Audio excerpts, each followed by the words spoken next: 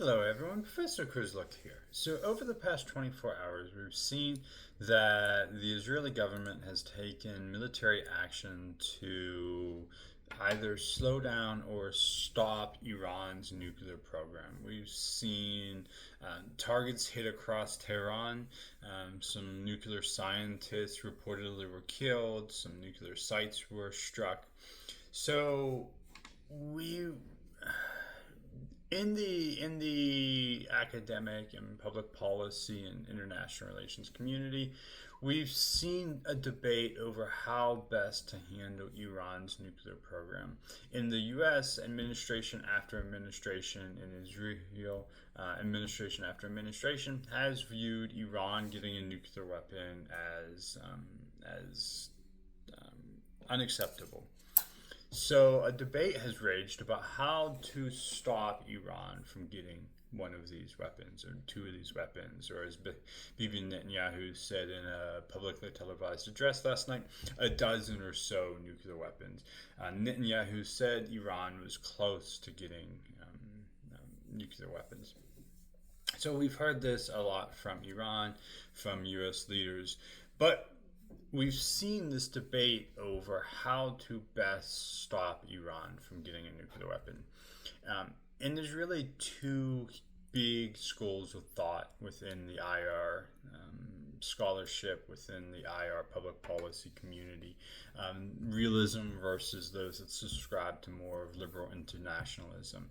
So you've probably heard of these terms if you are a fan of political science, if you studied political science, if you follow politics closely, you've probably heard these terms.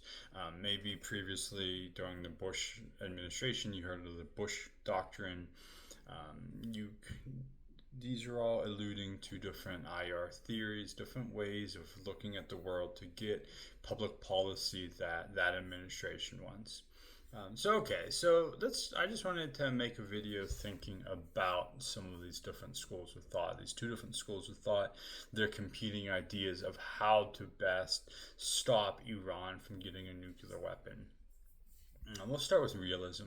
Realism in IR is definitely the big overriding theory that many in government, many in the halls of power have used as a guiding principle for how to view the world. Not all, as we'll see, Barack Obama took a different approach, but we've seen many leaders having this fundamental realist perspective of the world. So what do realists believe then? That the world is very anarchic. There's no overarching authority. So when I talk to my students about this in the classroom, we oftentimes think about, like, if a crime is committed in your community, who do you call? Well, you call the police, you call the authorities, the campus police, some level of authority who will come and investigate and hold those who committed crimes accountable. Or the police are there to stop crimes from happening, to keep society in check in order to make sure crimes aren't being perpetrated. In the international community, we don't see this. There isn't really this policeman or policewoman. We see that when we talk about liberal internationalism or liberal institutionalism, or some of these other theories, even Bush's theory, that maybe there can be a global policeman. But realists say there really isn't this overarching authority. And when you try to build that overarching authority, it oftentimes has unintended consequences, or those in charge will just kind of build a system that is for their own benefit. So instead of realists argue that instead of relying on the international community, they must be reliant on self-help. They must be able to take care of themselves to ensure survival in the global community. So then you need military power. You need relative capabilities to maintain your strength and maintain your role in the world, a strong position in the world.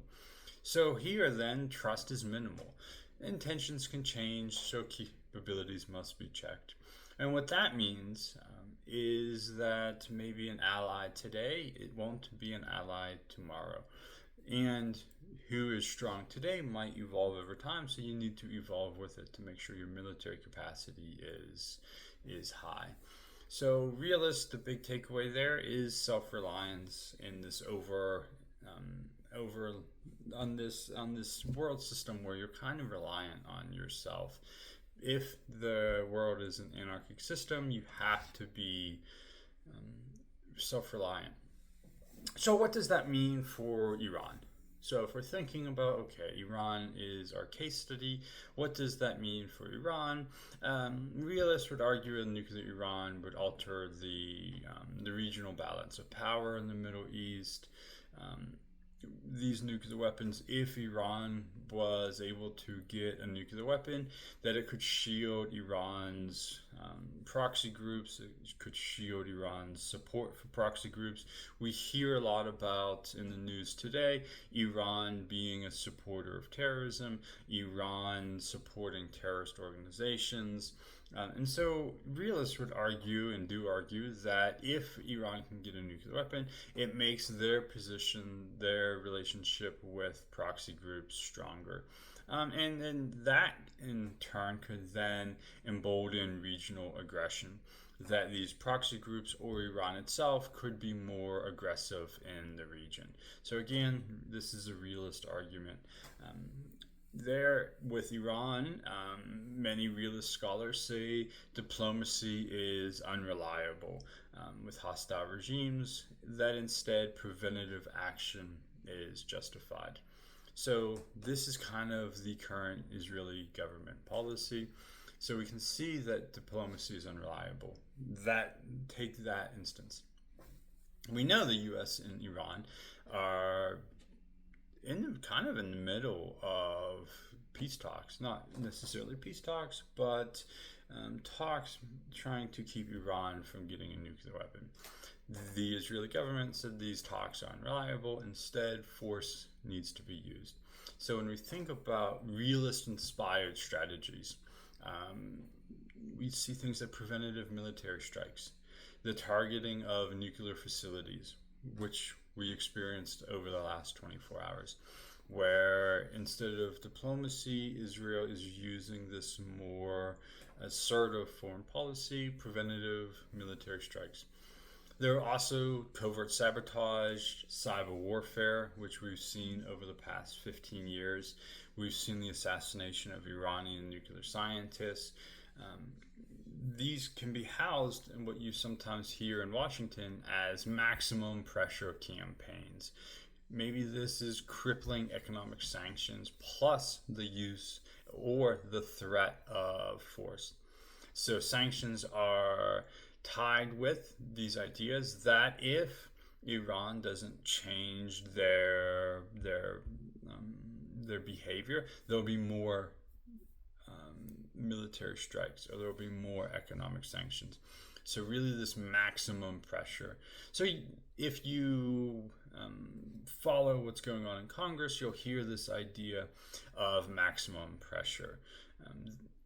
If you listen to foreign policy folks like John Bolton, he still talks about maximum pressure on Iran. This is what he's getting at in this realist school of thought. And there's also deterrence through strong alliances. Usually not. So when we talk about liberal institutionalism, we'll see that they're big multi groups. But here it's maybe just one and one. So the U.S. and Israel military coordination, arms sales to the Gulf, trying to find that balance of power, trying to make it so Iran, doesn't have too much power. So who are some of the real world advocates? So we bring up the Israeli leadership, which is what we saw right now. Israel kind of made these decisions to strike Iran on their own. At least that's what the Trump administration is saying. The Trump administration is saying that they didn't give the go-ahead. They didn't give a green light. Trump said that he was told of the strikes, but we've seen quite a few Republican Congress members kind of distancing themselves from the strikes, saying that, tweeting out that they didn't have anything to do with that. So it's definitely under an Israeli leadership. So, what are some of the risks?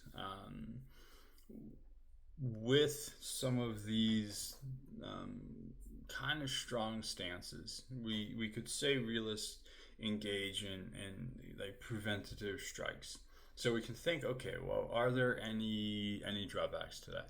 And what we're seeing discussed right now is could this lead to escalation? Is there an escalation risk? Can this trigger war and instability in the Persian Gulf? So if you're watching the news right now and you're seeing that, there's a lot of discussion about, okay, how will Iran respond? Iran will probably respond. They've said they will. And if you're the leadership of Iran, you don't want to appear weak. You don't want to appear weak to your own people, and you don't want to appear weak on the international stage. So Iran will probably respond. Israel expects Iran to respond. We see in Israel a domestic kind of state of emergency. Things are closed in Israel, expecting Iran to respond. So there's this concern, there's this critique against military action because there is this concern about an escalation. There's also a critique that some scholars and some policymakers have that sometimes these military strikes or past strikes delayed but didn't eliminate programs. So that's something else. There's a story in the front page of the Washington Post today that looks at how hard it actually is to eradicate the Iranian nuclear program, because so much of it is built underground that Israel doesn't have the technology. Only the United States has bombs that can penetrate deep enough to eradicate some of these nuclear sites. So there's this concern that through military force, military strikes, that would the objective of stopping the Iran nuclear program be able to be met. And some analysts say no. If they're critical of the military strikes, they say no, you're not going to fully achieve what you want if you want to eradicate Iran's nuclear program. And something that you see in IR is that strikes might actually harden Iran's hardliners and increase popular support for weaponization. It might actually lead to more hardline leaders, a more hardline stance, and a greater and quicker desire to have nuclear weapons. So we see kind of a broad overview of what realists want, what realists argue, and some tools they use and some criticisms against that perspective. So a different theory in IR that many in Washington today, not necessarily those in power, hold, but we always see a debate. But we can look at history and see the Obama administration certainly believed more in this theory, and many surrounding Obama followed this theory. That is liberal institutionalism, which agrees more with levels of cooperation, agreements, and verification. So, cooperation at the international stage, agreements on the international stage, and agreements that allow verification that Iran is actually doing what they are claiming. So we'll just call these folks allies, liberal institutionalists. Allies believe that international cooperation is actually possible, even with adversaries. That you can still work with another country even if it is an adversary. And they argue that that is a better policy than more of an adversarial policy that many realists that they argue that realists subscribe to. So allies argue that institution and roles help build trust, provide information, and reduce uncertainty. Remember, realists say that there's this anarchic society, this anarchic world out there, where there's not really a policeman of the world, policeman or police person of the world. Liberal institutionalists say no, we can actually help build roles and build cooperation where we can work together to achieve goals. So in general, allies say states are not just security maximizers, they also seek economic development, legitimacy, of course, domestic political survival. And so here, diplomacy backed by collective pressure is more legitimate and sustainable than just unilateral force that realists advocate for.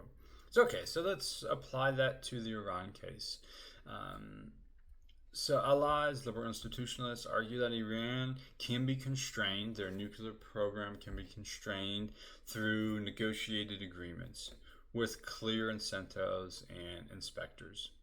So we have a collaborative effort to work with Iran, work with the international community, and then verify. So verify that Iran is doing what they're saying. So interdependence and verification, allies argue, reduce the likelihood of cheating or breakout. So breakout, that they would have the technology for a nuclear weapon. So here the aim is not regime change, but instead behavioral change. So if we did a third theory and we looked at like the Bush Doctrine, the Bush Doctrine from the early 2000s really advocated for regime change. So if you read like Bill Kristol's book on Iraq, really a fundamental text on regime change, we see that there in the Bush Doctrine, the goal is regime change. Here with allies, it's more of behavioral change. And with Iran, delayed capability. So the big hallmark case that liberal institutionalists point to as success was the JCPOA, the Joint Comprehensive Plan of Action in 2015. So what did the JCPOA do? It reduced the number of centrifuges in Iran by 2/3. It limited uranium enrichment, capped uranium stockpiles. So here with the JCPOA, the idea was that we put these caps, we have agreements, we have cooperation, and then you have 24/7 monitoring by the International Atomic Energy Agency, IAEA. So you have this 24 hours, 7 days a week monitoring. In exchange, there would be the gradual lifting of nuclear-related sanctions. So we could do a whole nother video on sanctions, the success, the failures of sanctions. But liberal institutionalists here say, okay, maybe not that military maximist pressure that realists want. Instead, we have cooperation. We work together. If Iran does what we ask it to, if they agree not to continue on a nuclear pathway, we will lift sanctions. We will slowly bring Iran back into the international community. So there have been some debates over was the JCPOA successful. The IAEA did confirm that Iran was complying multiple times. It seemed too that many liberal institutionalists they would argue that it reduced risk of nuclear breakout by over a year and opened channels for broader diplomacy. So if liberal institutionalists say, okay, we have these successes, what are the critiques or the risks? One is sunset clauses. Key restrictions began to expire 10 to 15 years. So realist scholars would argue that, hey, these sunset clauses will allow nuclear weapons to be built down the road, and we're really just kicking the can down the road. Also, that missile program and proxy warfare are not covered. So, if a criticism against Iran is that they support terrorist groups and proxy wars, the JCPOA and these other cooperative agreements didn't really cover those issues as much as maybe realists thought they should have. And detractors argue that it gave Iran economic breathing room without addressing some of the underlying uncertainties of the nuclear program. And so, if we think about today, would the JCPOA be successful? We don't really know. Trump withdrew in 2008, called the deal weak, said that a maximum pressure campaign would be better. There's some discussion, at least before 24 hours ago, when before Israel started striking Iran, that the new agreement that the Trump administration might be looking to sign with Iran might not be that different than the JCPOA. So we don't know if the JCPOA would have been successful in the past. Realists say no. Liberal institutionalists say, okay, it had problems, but it would be better than maximum pressure. So we see these two big schools of thought: realism and liberal institutionalism. Just as a key takeaway, kind of a summary of what we talked about, when we think of the Iran strategy, realists say coercion, military force, deterrence is the way to go. Liberal institutionalists say no, diplomacy, verification, multilateralism is the better way to go. So, within the academic community, within the public policy, international relations community, this debate rages today. If you're watching the news, you're hearing this debate. We see that Israel struck Iran, and so realists, maximum pressurists are saying, okay, maybe this was the best way to stop Iran, from getting a nuclear weapon. Conversely, you're reading today about liberal institutionalists who are saying, no, this is actually a destabilizing strike in the Middle East. So, okay, I just thought it was interesting and important to kind of talk about the, not so much like the what's happening in Tehran today or what the strikes were, but instead a more theoretical, overarching discussion about different schools of thought for how to handle Iran getting a nuclear weapon. Okay, thank you very much.